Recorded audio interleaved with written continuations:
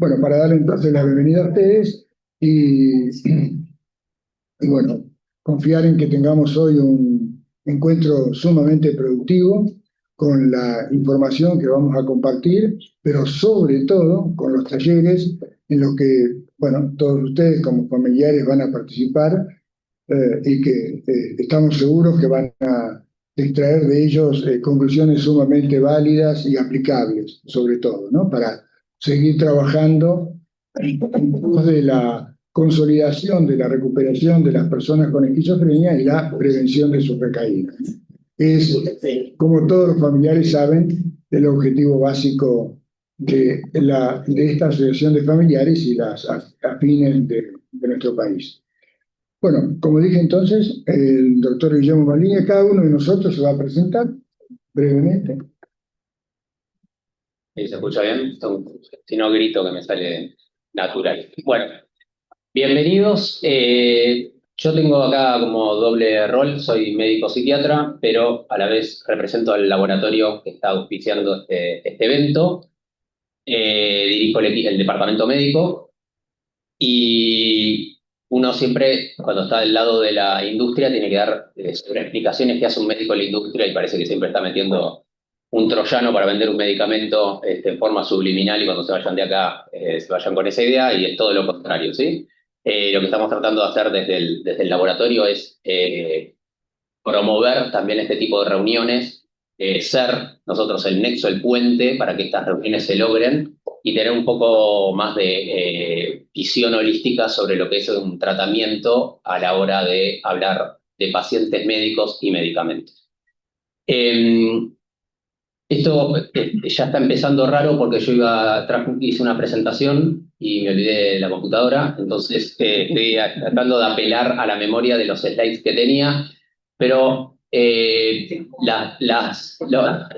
los tres temas principales que a mí me gustaría que logremos hoy desarrollar, el primero es entender la diferencia entre qué es el cumplimiento de un tratamiento y la adherencia a un tratamiento, que es algo que quizás parece muy, digamos, como sinónimos, pero que lo que estamos haciendo acá hoy es tener una adherencia a un tratamiento, que va muchísimo más allá de darle el comprimido, revisar si lo toma a la misma hora, si tiene alguna interacción o si lo está tomando con el mismo alimento que lo tomaba antes, y es todo lo que conlleva a que los pacientes y los familiares se adhieran a un tratamiento. Adherirse a un tratamiento va muchísimo más allá de la ingesta del medicamento y es comprometerse con la patología que está integrada a la familia, ¿sí? Entonces, creo que es un punto que hoy me gustaría que ustedes mismos lo puedan compartir.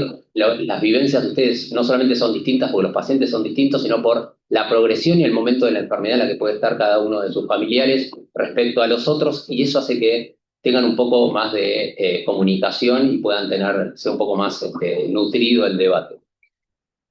Otro de los puntos que me parece que es importante que hoy también logremos sacar un poco más de, de jugo, por así decirlo, es que si uno de los temas eran los estresores, ¿no? Y cuando uno habla de estresores casi siempre se pone en los típicos que hacen que las características luego sean un poquito más detalladas. Entonces uno empieza desde la estigmatización, desde el incumplimiento del tratamiento, desde cómo uno logra abordar el inicio de un tratamiento en forma temprana y en forma sostenida. Y después vienen los pequeños detalles que conlleva cada uno de esos temas, que es, bueno, el mismo estresor que tenía al principio es el mismo que tengo ahora.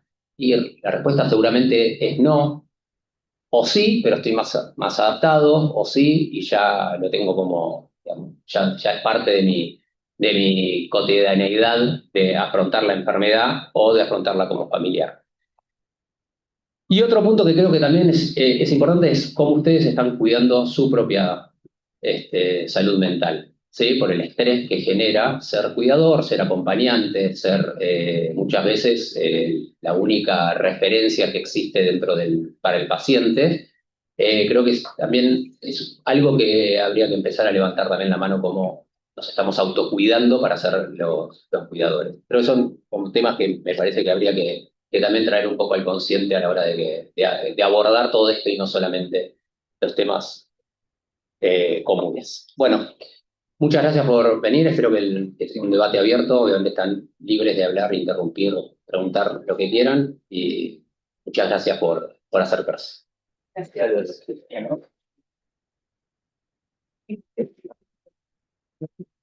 Bueno, gracias, Guillermo, por la apertura y la bienvenida. Desde ya agradeciendo al Laboratorio Teva el apoyo que nos hace para poder estar aquí en este momento y compartir toda esta información y las valiosas conclusiones que seguramente vamos a extraer de los talleres. Y bueno, continuando con la agenda, yo me voy a referir ahora. El concepto es ser familiares de personas con esquizofrenia, y el objetivo es ver cómo podemos capacitarlos como cuidadores lo más efectivos posibles para, como dije al principio, consolidar la mejoría y prevenir las recaídas. Luego de mi presentación, como tienen ustedes en la agenda, va a participar la doctora María Delia Michat con necesidades de los familiares para el apoyo y los cuidados. Bueno, María Delia, si te puedes dar la presentación, ¿ya está? Sí.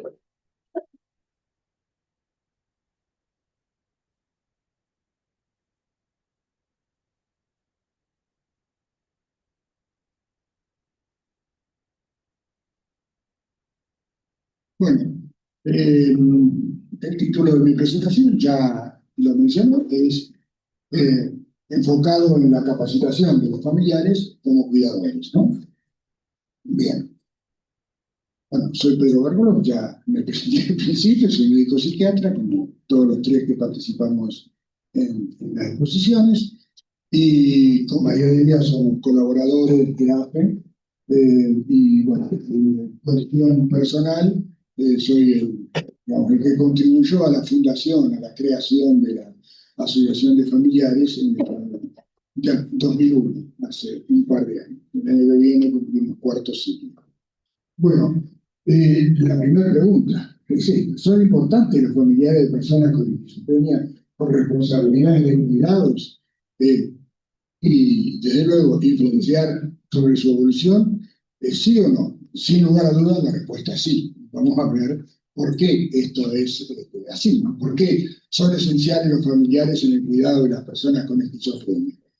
Y básicamente porque constituyen uno de los tres pilares en lo que se fundamenta y en lo que se basa la recuperación de la salud y la prevención de recaídas. O todo lo contrario, cuando las cosas salen mal, su cronificación y una evolución desfavorable en términos de agravamiento. Ahora bien, para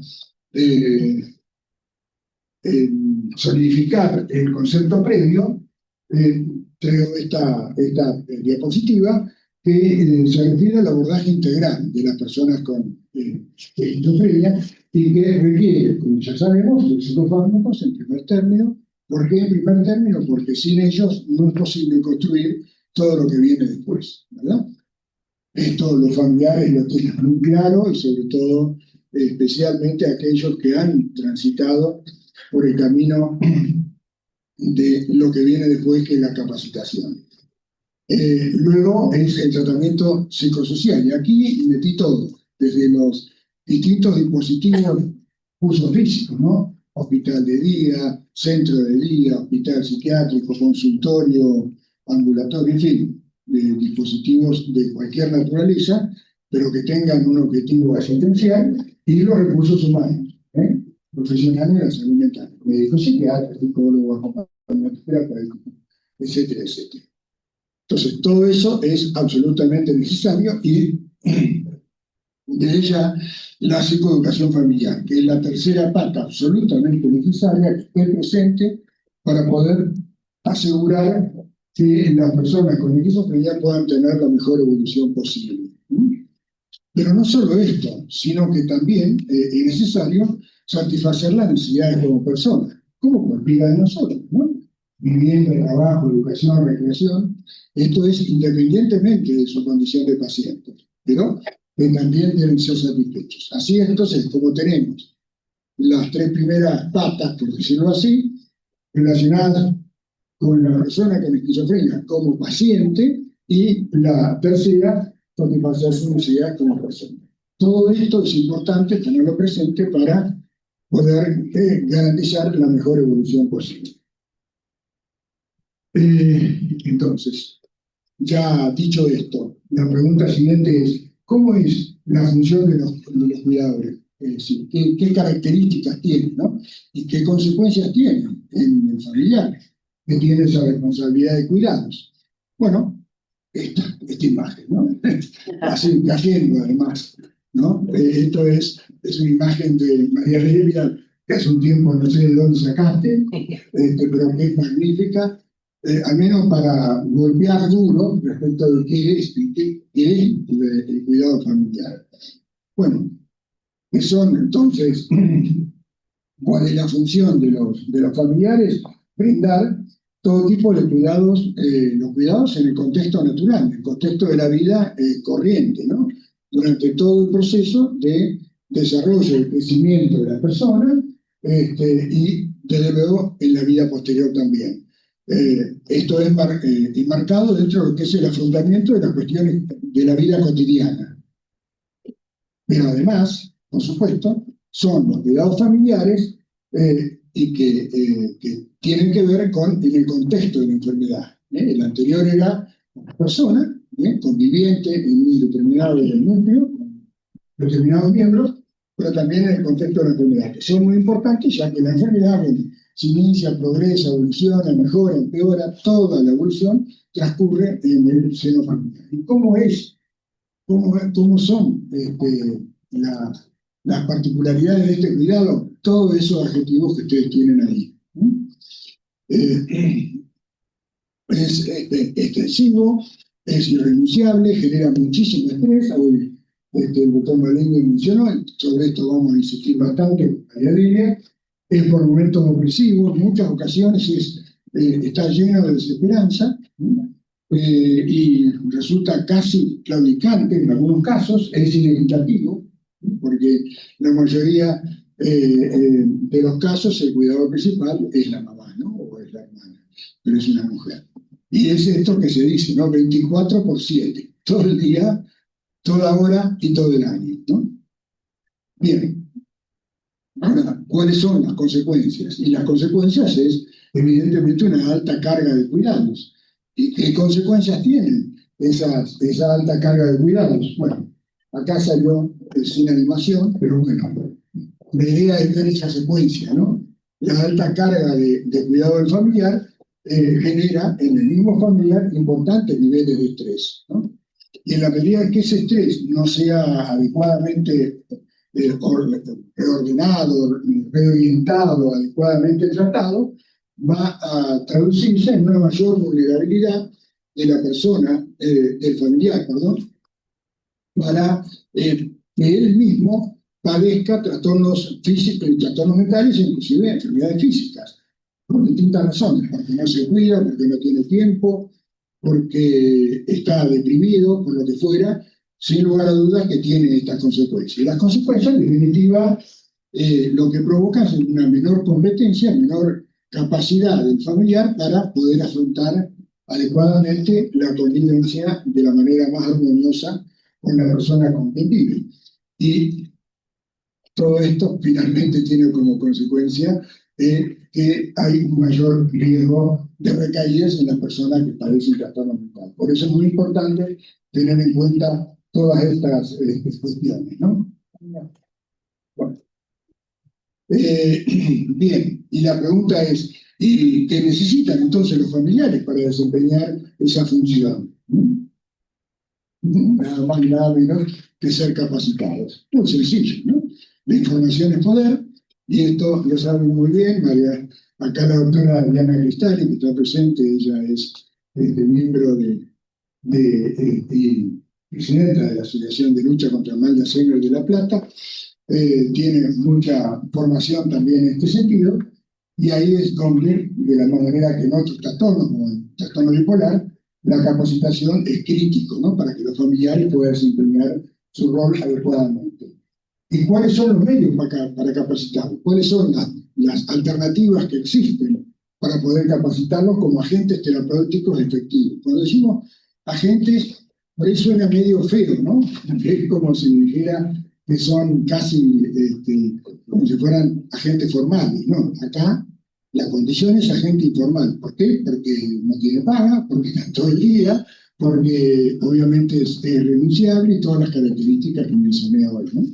Pero bueno, ¿cómo se hace para que sean agentes terapéuticos efectivos? Con dos elementos, ¿no? La psicoeducación familiar y la participación de los familiares en los grupos de ayuda mutua de padres, ¿no? Como es AFE, con sus distintas actividades. La vamos a ver en el transcurso de esta. La psicoeducación familiar, que yo me voy a referir particularmente en primer término, que es y cuáles son las evidencias de su efectividad, ¿no? ¿En qué consiste esta forma, ¿no?, de educar a los familiares? Es simplemente la capacitación de ellos en todo lo que tenga que ver con el cuidado y el apoyo de personas con una enfermedad mental severa, como puede ser esquizofrenia, trastorno bipolar, demencia. El objetivo no es nada más y nada menos que reducir la brecha que existe, la brecha que está entre la información que existe y la que el familiar no posee, ¿no? Porque en la medida en que exista esa brecha, bueno, el rol como familiar no va a ser el apropiado. Bien, no pasa. ¿Sí? No, se quedó ahí. A ver, ¿lo vuelvo a pasar?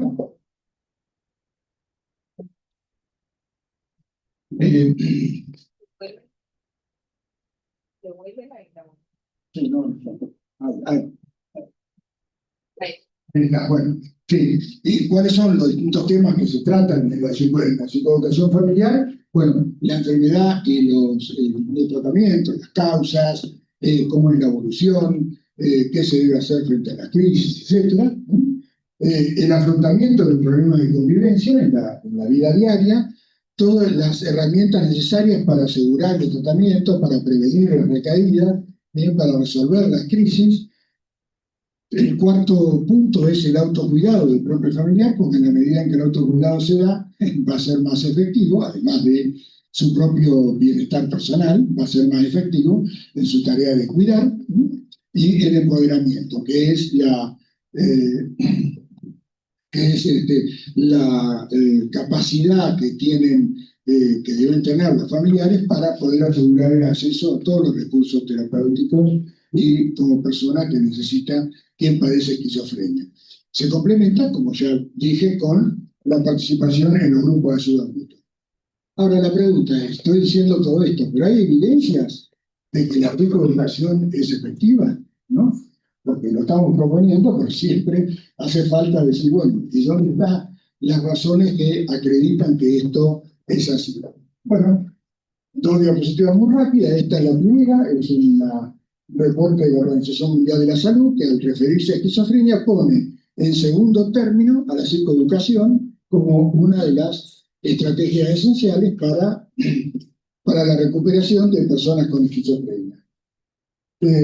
También traje esta otra información que es resumida en muchísimas fuentes de las evidencias más sólidas, que hablan de que la psicoeducación familiar, en tanto es implementada respecto de los casos donde no se utiliza, produce un mejor cumplimiento del tratamiento, es decir, una mejor adherencia en el paciente, que es lo que hoy trato de destacar en forma línea, reduce la gravedad de los síntomas propios de la enfermedad, reduce el número de recaídas, y en la medida en que esto se genera, tiene una incidencia directa en la reducción de las hospitalizaciones psiquiátricas y en el caso de que ocurra, la estadía del menor.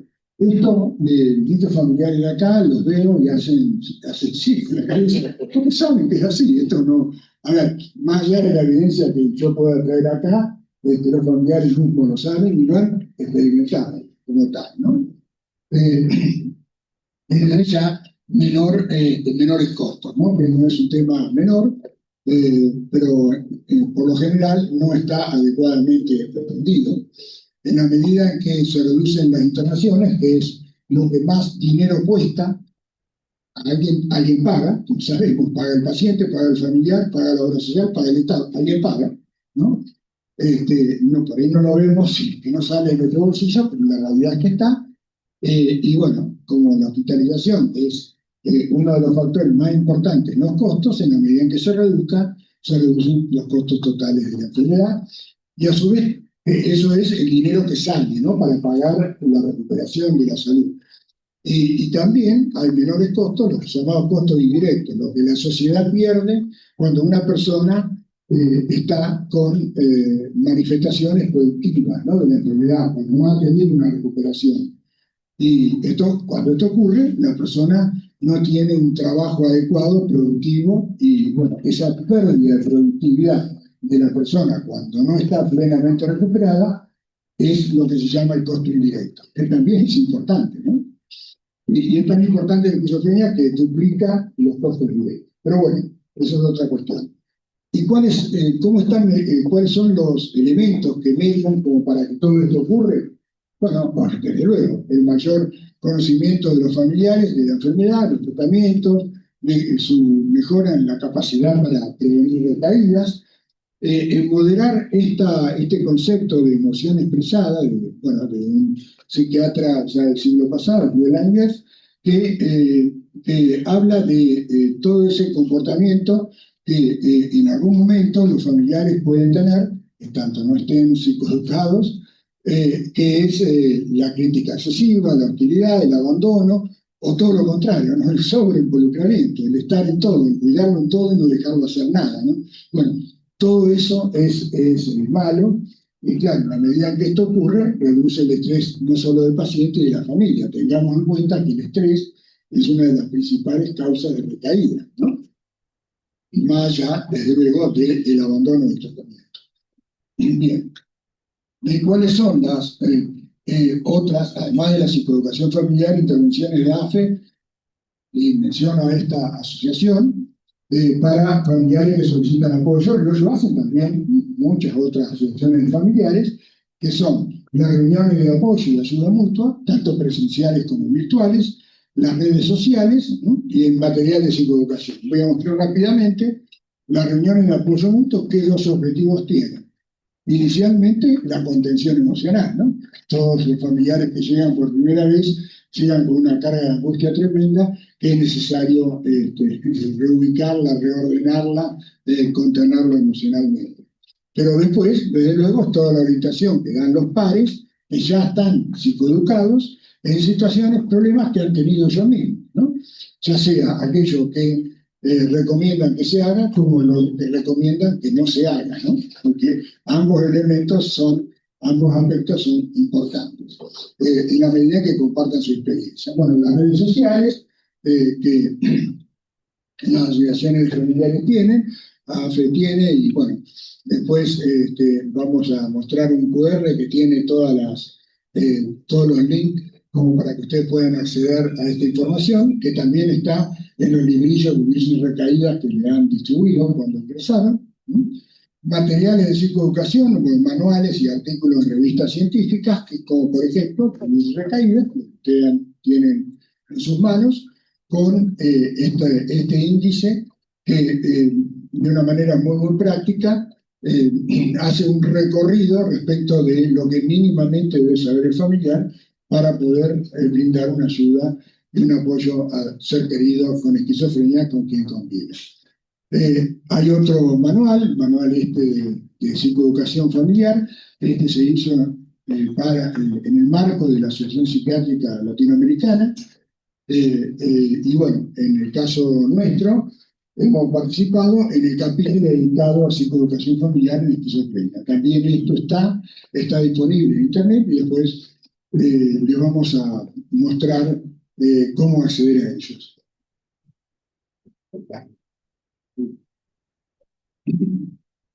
Bien. Ah, todavía no se la dimos.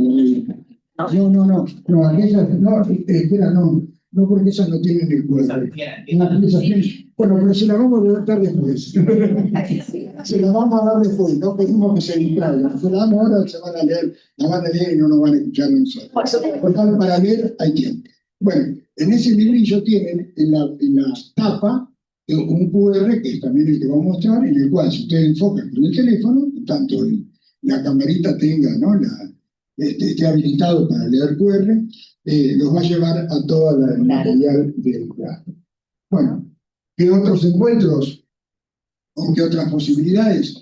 En la medida que los encuentros de psicoeducación virtual, obligados a partir de la pandemia, que pensamos que era una amenaza y terminó siendo una oportunidad, se fueron grabando esos encuentros y se generaron los videos en el canal de YouTube de AFE, que desde el 2020 está en el canal de YouTube. Acá simplemente algunos datos, ¿no? Desde el 2017 tiene 59 videos, esto es de hace un par de meses, ahora hay más, ¿no? En todo sentido, y los contenidos de estos videos son los que estoy mostrando aquí, algunos de ellos, no todos.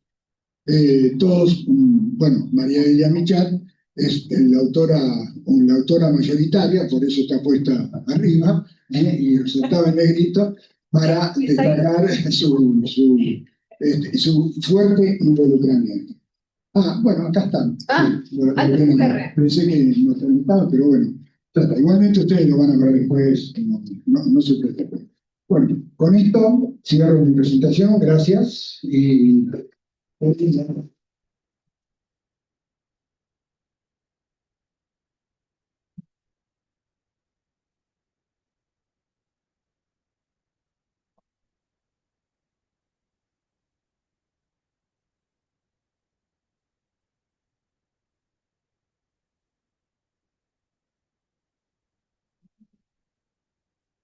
Bueno, Pedro, muchas gracias. Gracias por estar acá. Desde la pandemia nos acostumbramos a lo virtual y acercarse a este tipo de lugares de encuentro es más difícil y me enorgullece que haya un montón de gente. Bueno, por un lado, muchas veces repetimos cosas porque necesitamos grabarnoslas en la cabeza, pero hoy más que nada vamos a tratar de hacer foco en un tema que es el principio de todo. Es, bueno, ¿qué se necesita? ¿Cuáles son las necesidades exactamente para afrontar esta dificultosa relación que hay en la convivencia de todos nosotros, la comunidad, el equipo de salud, la familia y la propia persona con esquizofrenia, con la enfermedad? ¿Sí? Entonces, en temas de esquizofrenia, nosotros vamos a charlar de qué es una necesidad. Y una necesidad, primero, es una carencia.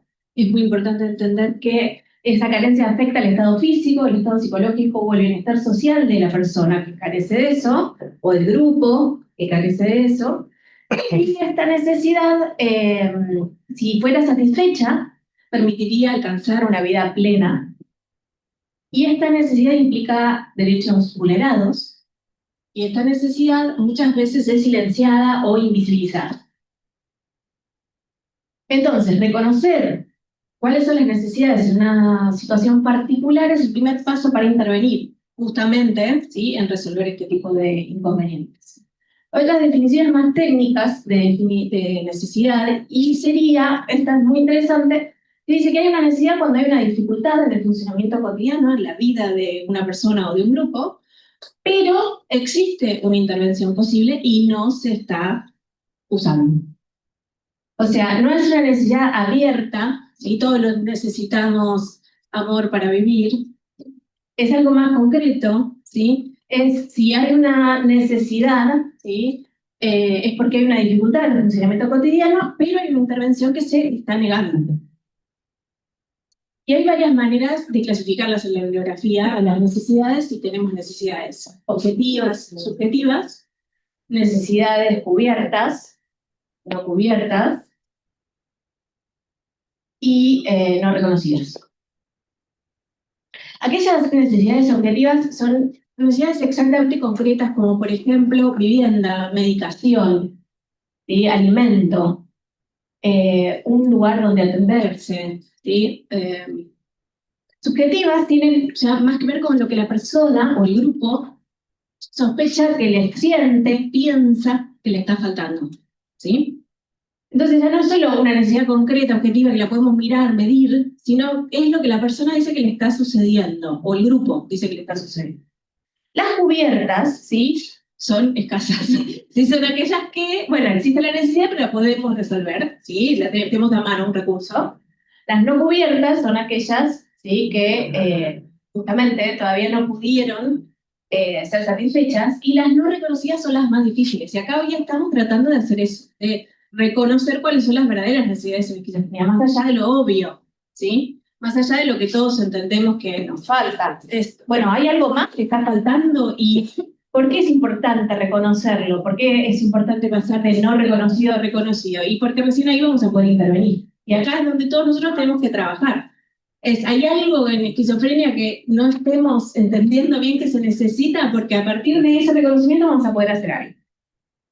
Ejemplos traigo acá, ¿sí? Por ejemplo, una persona dice, nosotros tenemos acceso a la medicación porque gestionamos el CUD, o sea, gestionamos el Certificado Único de Discapacidad. Bueno, entonces esta es una necesidad que es objetiva, porque es medicación para un tratamiento médico, ¿sí? Y está cubierta. Pero también dice, pero lo que necesitamos hoy, doctor, es que nos escuchen cuando decimos que nuestro familiar está en recaída. Esto ya es una necesidad subjetiva, ¿sí? La persona, el grupo familiar está necesitando ser escuchado por el equipo de salud, ¿sí? Y no está cubierta. Pero la persona puede denunciarlo. Ahora, dice, también creemos que como la mayoría de los cuidadores necesitamos relevo en algún momento del año y no lo tenemos.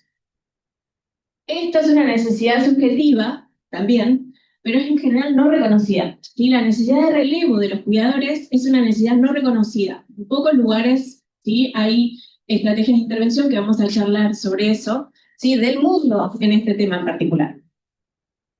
Entonces, ¿cuáles son las poblaciones de interés que tienen necesidades en el tema grande macro esquizofrenia?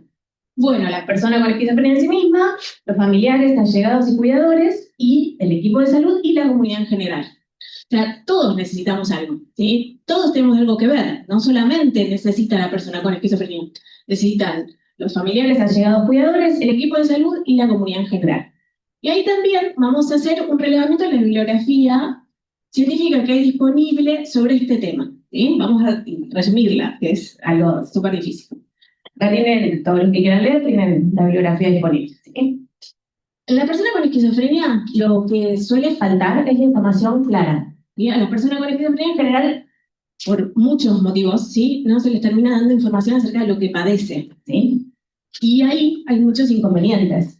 Hay mucho prejuicio respecto de por qué no habría que hacerlo, ¿sí? Y hay otras cuestiones que son realistas, porque cuesta hablar de ese tema con la persona con esquizofrenia, ¿sí? Pero en general el estigma es lo que más complica las cosas, ¿sí? Otro tema en el cual se aísla la persona con esquizofrenia es la participación en la toma de decisiones. Las personas con esquizofrenia, ¿sí? Se ven consideradas muchas veces incapaces para tomar decisiones sobre su vida. Y si bien eso es cierto en algunos momentos en particular, por ejemplo, cuando no reconocen que están teniendo una enfermedad y que necesitan ayuda, ¿sí? En el resto de la vida tienen alta capacidad para tomar decisiones sobre su propia vida, ¿sí? Y esto es a veces muy confuso, ¿sí? En el día a día de las personas con esquizofrenia. También se vulneran algunos derechos, ¿sí? Tienen menos derecho que la población general a tener dinero, a tener sexualidad, ¿sí? Y a desarrollarla, a tener vivienda y a tener apoyo emocional adecuado. Otra de las necesidades registradas en la persona con esquizofrenia es lugares de rehabilitación, de inclusión y de apoyo comunitario, ¿sí?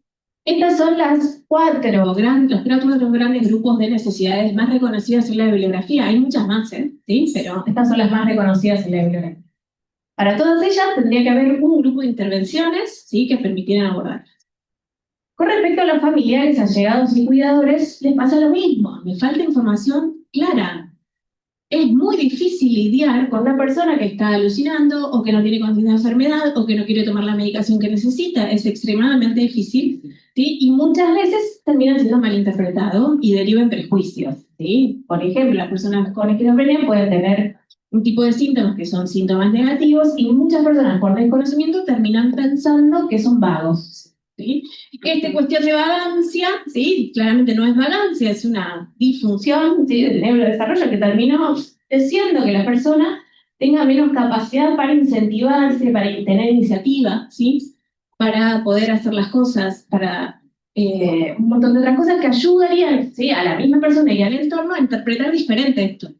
Porque una cosa es ser vago y otra cosa es que necesite apoyo para hacer las cosas, necesite ayuda, necesite acompañamiento, ¿sí?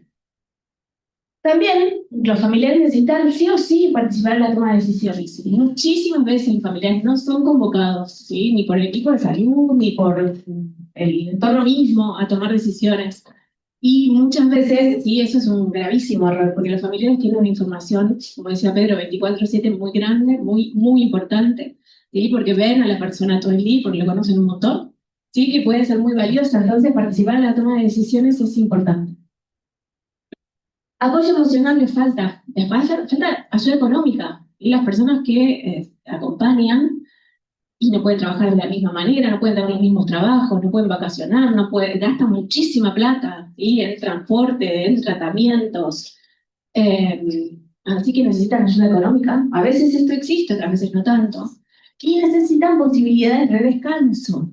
Porque esto que decía de inclaudicables, bueno, debiera de la persona poder claudicar en algún momento, porque ¿quién puede acompañar todo el tiempo? Ahí el asesoramiento legal necesitan los familiares, allegados y cuidadores, espacios de escucha y validación institucional, y también necesitan desarrollar apoyo en crisis, en situaciones de crisis, y tiene que haber dispositivos de crisis muy bien hechos, y las planificaciones del cuidado, ¿sí?, tanto anterior y posterior, sobre todo el post-alta de una internación. El equipo de salud. El equipo de salud también tiene carencias, ¿sí?, también tiene necesidades. El equipo de salud, ¿sí?, requiere formación continua, requiere tener manejo comunitario. Muchos de los profesionales de salud estamos formados bien en, por ejemplo, psicofarmacología, y nos faltan un montón de otras cuestiones, sí, que tienen que ver con el tratamiento integral en la esquizofrenia. No digo que no tenga que ver con formación en psicofarmacología, para nada, al contrario, digo, quiere decir que no es suficiente. Es necesario, pero no es suficiente. Fallas en el manejo comunitario y también en la relación con las familias. Hay poca formación de los psiquiatras y de los psicoterapeutas, ¿sí?, en relación con las familias. Algunos tienen más formación y otros menos, la mayoría poca. Apoyo institucional frente al desgaste y la sobrecarga emocional, ¿sí? Atender en salud mental, ¿sí?, es muy desgastante, genera riesgo de burnout. Igual que las familias, acompañar genera riesgo de burnout, ¿sí? Riesgo de desgaste. Y las instituciones muchas veces sobreexigen a los profesionales, no los apoyan. Entonces terminan atendiendo cada 10 minutos, 15 minutos, un montón de pacientes, ¿sí? Y eso hace que las personas entren en sobrecarga emocional, ¿sí?, y a veces se vuelvan cínicas. Muchas veces los profesionales se vuelven cínicos, ¿sí? Y esto lo digo porque es un rasgo del burnout. Es súper importante saber que muchas veces parte del encuentro negativo con el profesional de salud tiene que ver con que ese profesional de salud está agotadísimo, ¿sí? Y esto pasa así. Tiempo institucional para sostener vínculos terapéuticos y espacios de coordinación interprofesional, participación comunitaria y demás. Hay mucho déficit, ¿sí?, a la hora de una buena capacidad para atender el equipo de salud. Y la comunidad en general tiene también necesidades. Hay mucho prejuicio alrededor de la enfermedad mental, ¿sí?, de los trastornos mentales. Eso hace que la gente ni siquiera quiera hablar, que nosotros no queramos hablar, ¿sí? Y cuando hablamos, en general, tengamos unas ideas muchas veces erróneas de lo que sucede o lo que realmente se vive. Por ejemplo, la asociación entre esquizofrenia y peligrosidad es muy habitual, ¿sí? Y eso se traduce en malas comunicaciones de los medios de comunicación, por ejemplo, y entre otras cosas. Utilizar a la enfermedad de esquizofrenia como un insulto, eso también sucede muy seguido, ¿sí? Entonces es importante saber que información pública basada en la evidencia sobre esquizofrenia es una necesidad de las comunidades. En algún lugar, en las escuelas, ¿sí?, en los espacios públicos, en los encuentros, en estos espacios, sí, tiene que haber mayor capacitación hacia la comunidad sobre estos temas. Reducción de estigmas en escuelas, en medios, empleos y salud, ¿sí? Muy pocas empresas, ¿sí? Tienen este tipo de iniciativas donde se da a conocer a toda la población que trabaja en esa empresa, por ejemplo, o en ese sistema, ¿sí? Cómo llevar adelante esta idea personal de qué es lo que uno piensa que tiene una persona con esquizofrenia, por ejemplo, ¿sí? Las escuelas son un lugar importantísimo, ¿sí? Las escuelas primarias, las escuelas secundarias, ahí empieza todo, ¿sí? Entonces habría que tener mucha más intervención en esos lugares. Promoción de inclusión laboral, educativa, social y recreativa es algo que necesita la comunidad, saber que ya nos sentamos y tiene que haber un espacio. En algún momento sucedió que las personas con sillas de ruedas no podían subir a los primeros, segundo, tercer pisos, ¿sí? No tenían manera ni de subir, ni de bajar, ni de sentarse, ni de apoyarse, ni de ir al baño. ¿Sí? Con el tiempo eso se fue mejorando, ¿sí? Y se convirtió en ley, y entonces de alguna manera ya podemos exigir que las personas que tengan esa discapacidad de dificultad, ¿sí? Tengan un derecho social. Bueno, esto tendría que pasar también en la esquizofrenia. Y políticas públicas que garanticen derechos y equidad, falta. ¿Sí? Falta, hay, pero falta, ¿sí? Hay que seguir trabajando en eso. ¿Qué consecuencias entonces tiene ignorar estas necesidades? Es algo que vamos a tener que trabajar hoy en los talleres, ¿sí? Más tarde. ¿Qué pasa cuando no se reconoce el sufrimiento de un cuidador? ¿Qué pasa o qué sucede si un equipo no tiene tiempo ni herramientas para sostener? ¿Qué sucede con la persona con esquizofrenia si no se la consulta sobre su tratamiento? Bueno, todos los que están acá alguna vez habrán vivido algo así, ¿sí? En algún momento saben que si el sufrimiento del cuidador no se reconoce, el cuidador termina claudicando, ¿sí? O termina, como decía Pedro, ¿sí? Con un alto nivel de emoción expresada y volviéndose muy crítico, incluso hostil con la persona a la que está cuidando, y en general ama muchísimo, ¿sí? Pero termina muy enojado. ¿Qué le pasa al equipo cuando no tiene tiempo ni herramientas? Cuando no tiene tiempo, por supuesto, atiende pésimamente mal, y cuando no tiene herramientas, ni hablemos. ¿Qué sucede con la persona cuando no se la consulta y no va a adherir? ¿Sí? Como decía acá el doctor Maligna, si no va a adherir a los tratamientos. Una persona que no sabe qué le pasa ni por qué hace lo que hace, no va a adherir, no va a estar de acuerdo, no va a cooperar, ¿no? En esta tarea que nosotros necesitamos.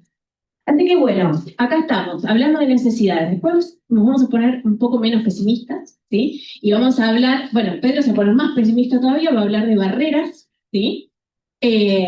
¿Por qué no podemos cubrir estas necesidades? Y después más tarde yo me vuelvo con la esperanza de, bueno, ¿qué hay disponible? ¿Qué se puede? ¿Qué estrategias tenemos? Ahora nos vamos a tomar unos minutos para poder hacer un break y después volvemos con todo.